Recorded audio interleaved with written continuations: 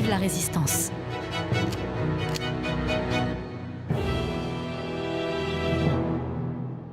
Hello and welcome back to another Hearts of Iron 4 video. Today is going to be an overview of the 1.9.1 Husky update, which includes lots of fixes and changes and a couple of additions which came after the La Resistance DLC. This isn't going to cover everything that's going to be changed, just sort of the core points, biggest changes and things that influence the game sort of as a whole.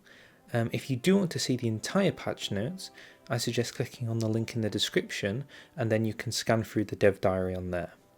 But since there's some things to go through, let's go straight into it. Let's start off with the biggest piece of news, France, which has 3 countries that can be released from within it in 1936, and this is doable in Iron Man. These countries are Brittany, Corsica, and rather peculiarly, Occitania. Let's have a look. As you can see, this is a rather interesting change, all things considered. Overall, I'd have to say that more nations that are playable is cool. It's interesting and it leads to more things you can play as. However, it does make me question why Occitania, which is basically a historical region, is so easily releasable in the base game. It feels like something that should technically only be limited to the sort of fragmented base game preload options that you can have. But it sort of is just here, which is, in the base game, pretty exploitable. I mean, let's say you're playing historical and you're going to go to war with the Axis, but you're concerned about your Italian front. You can basically just release Occitania, and you only have 3 fronts, which is the German front, North Africa, and here on Corsica. And if Corsica's going to lose, you might as well release Corsica as well. Sticking with France, they also have heavy tanks now unlocked at the very start of the game, as well as now having engineer companies at the very start in 1936 for all of their infantry divisions, so that you can entrench the Alsace-Lorraine to your heart's content. Moving on to the Soviet Union, the NKVD primacy and NKVD divisions have been changed with SMERSH, which means that now if you take up NKVD, you will get subversive activities cost reduced by 50 and an operative slot, while SMERSH will give you counterintelligence and another operative slot, which is the equivalent of the Soviet intelligence agency being built up. In addition to this, you can now have only a maximum of 10 operatives, so that's 10 operative slots in total, as it says at the bottom there. Every country should now have access to a minister to unlock an extra operative slot, as seen here with an elusive gentleman. This means every country in the game should now have access to create an additional operative for their spy missions. However, it's with this I can show you a key issue that still remains with Africa, and that's that all of their advisors have been copy-pasted so they have the same advisors. They all have Prince of Terrors, they all have Captain of Industries, and they all have smooth-talking charmers. But because they've been copy-pasted, for one, they all have the Prince of Terror, which gives them harder justifications, which makes all of them so terrible to justify on, and some of them have now got duplicates, which means Liberia has 2 Captain of Industries, and a Waller Industrialist, and a Fortification Engineer on top of everything else. This is what unfortunately happens when they all have the same advisors. Things sort of get a bit messy. So I definitely think that some attention could be given to make sure that the advisors aren't so duplicate. But anyway, moving on. Prepare collaboration governments have been reduced from 190 days to 90 days, making them far quicker to do. On the flip side, their collaboration will typically only go up by 20% instead of 30%, or if you hit a critical success, go up by 40%. In Spain, they've made the anarchist divisions spawn with only 25% equipment, meaning your Spanish Civil War simulator will be harder if you're playing as the anarchists. Spain now starts the game with Nikito Alcalá Zamora as their starting leader, which means that around 1936 they'll move over to Manuel, a bit more historical. The Soviet Union gained a buff in the form of 4 more civilian factories. China also gained a buff with 1 additional mill and 2 civilian factories, which hopefully should ensure that China wins the Sino-Japanese War a bit more often, as it kind of did historically. And Communist China now starts with 3 mills and 3 civs, instead of before where it only had 2 mills and 4 civs, which hopefully means that you have more guns and are therefore more useful in the early game. The conditions for forming the Polish-Lithuanian Commonwealth have been changed, so that now if you don't own Memel or Danzig, you can still form it. So let's say we make a deal with Germany and we lose Danzig as such. We now have secured peace in the region and not at war at Germany, and yet still the Polish-Lithuanian Commonwealth can exist. The Romanian-focused Handle the King will now give you democracy support instead of non-aligned. Catholic Mexico now has the correct portrait for Luis Maria Martinez, which is the entire reason I made a video about Catholic Mexico on this channel. You can no longer cheese the Why Die for Danzig achievement.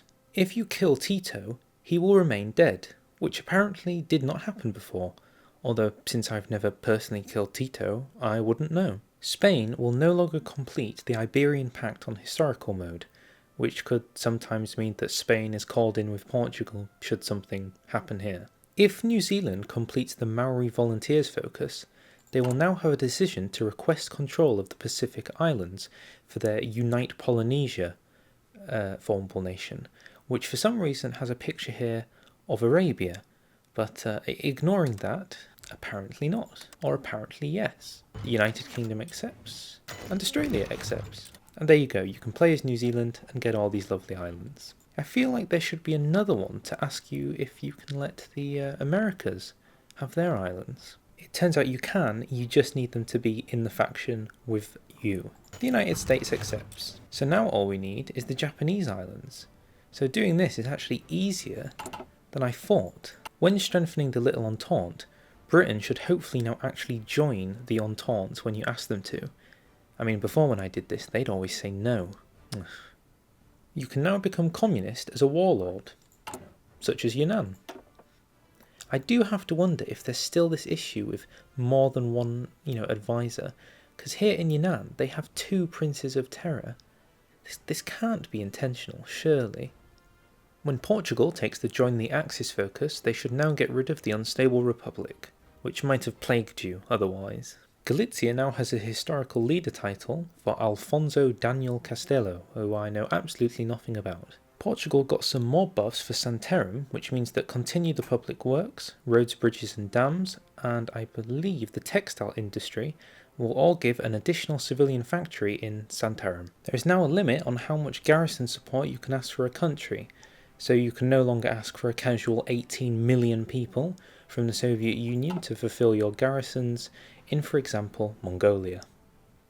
If France abandons the Czechs, it doesn't necessarily mean that they will now lose guarantees on Romania and Yugoslavia after the large change that saw that France now guarantees basically most of the Balkan region.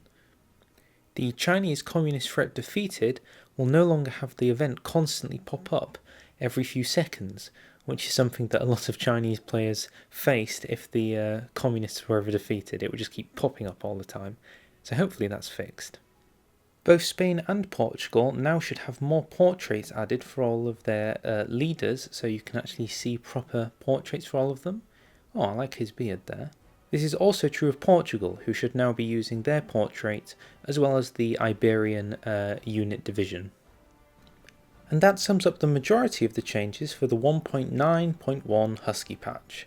There were some other things included there, of course, massive changes to compliance, localization changes, so different countries have different names for certain things and parties. So there's lots more things for you to look at, and you can all find it here. So that wraps up all the 1.9.1 major changes that I'm going to be talking about. There was lots of other things, including like massive changes to compliance, localization changes, and tons of bug fixes. I mean, it's a ridiculously long list, so you'll have to see it for yourself. But that doesn't mean that this is the end of the video. There's a couple of things more we can talk about.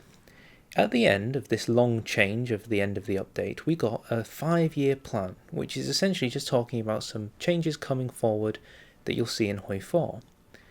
Some of these things you might be interested in. Coming in the future, you could hope to see an improvement in land warfare with frontline stability, logistics actually being more useful instead of just you get encircled, you die. God, it might be possible that you'll actually have better peace conferences, actual better peace conferences where the AI doesn't randomly puppet things in the middle of your empire. New focus trees coming for Italy, Soviets and Poland. Wunderwaffen projects, which is something they talked about at the very start, which is, crazy rockets and interesting new techs. More differences between sub-ideologies and government forms. Now, if this doesn't mean making monarchism its own ideology, I don't know what it means, because there are so many monarchies in the game at this point. I mean, how can there not be a monarchist ideology? It needs to be there at this point. They also showed that some regions are more likely to get focus trees. South America, so for people who want Brazil, it could be coming. Scandinavia, so I'm assuming that's the Winter War with Finland and Denmark with its invasion from Germany. The interesting ones here, though, are Turkey and Iran, which, at the top of my mind, Turkey specifically wasn't the greatest involver in World War II, but they are obviously in such a strong starting position, with borders on Europe, the Middle East and the Soviets, that I guess there's so much opportunity for you to do some interesting stuff there. And of course not forgetting Greece, which definitely won't be forming Byzantium. Some other stuff includes making so that the mechanics to limit the size of your standing army, and particularly post-war. This is something I was also considering, because it can get to a point in the game where Germany has 500 units, and there's never going to be a point you can come back from that. So having the ability to sort of put a cap on how many units they can have might actually make it very playable in the late game, especially considering the lag. Also here we can see rebalance ministers' ideas to give more interesting choices. Is this the change for Africa that I was hoping for? And before we close the video, I'm going to end on one minor, very small point. I was a little bit disappointed that despite the fact we, very cool, got the French fragmentation status, which allows you to, as we said earlier, get Brittany, Corsica and Occitania, we didn't get the ability to fragment the German Reich. As seen here, if you go down the monarchist path for France, going down the Napoleonic route, you have the ability to disunite Germany and form, I believe it's 7 different kingdoms of Germany. You've got Prussia, Bavaria, Hanover and Hamburg, and all of them, they're here. And it just feels like there was such a missed opportunity to have this as a releasable at the very start of the game. I could just see it being such a thing. You could even have a formable nation, if you are playing as one of the states, to then unite Germany and get all your cores back. But hey, maybe this is just a suggestion, and maybe they'll consider it later. I mean, I'm sticking it in the video. And I guess on that note, it's time to end the video. So I hope this was informative. I hope we saw all the things you needed to see. As I said before, the link to all the notes will be in the description. If you enjoyed, feel free to like, feel free to subscribe, and I'll see you all next time. Bye-bye.